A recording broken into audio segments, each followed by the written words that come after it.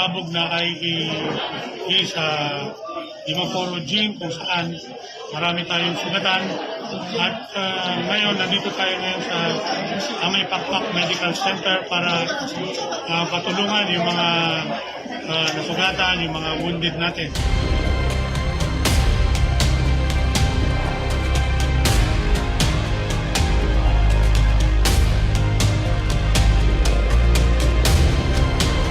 Pumunta kami ng simbahan po, 7 AM po. Tapos nag-start na yung isa, tapos yung lahat nakafocus lang po sa sa mass sa mga wali ng pare. Tapos nung first reading na po ng magbabasa na, bigla na po may sumabog ba. Biglaan na po talaga. Tapos nagtakbuhan po ang lahat.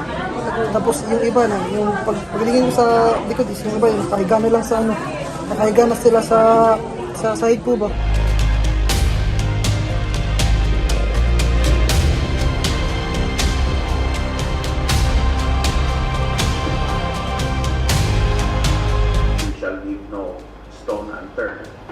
In order to root out the perpetrators of this heinous crime.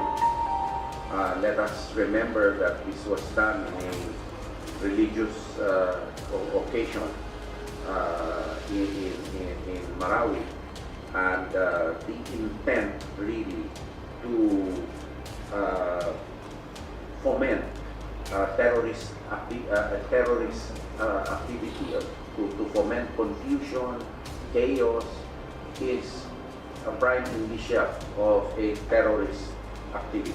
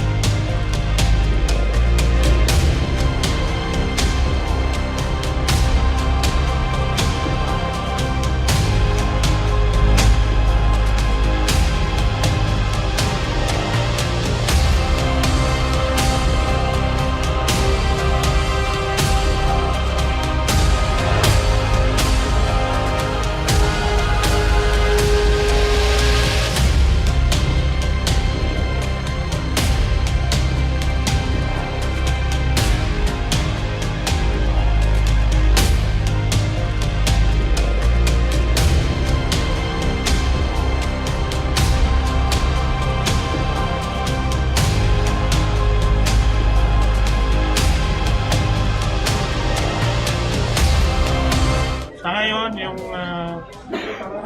inaantay natin yung investigation ng PNP at ng AFP. Sa ngayon, huwag muna tayo magsabi kung sinong gumawa niyan or ano yung bakit nangyari ito. Antayin muna natin ang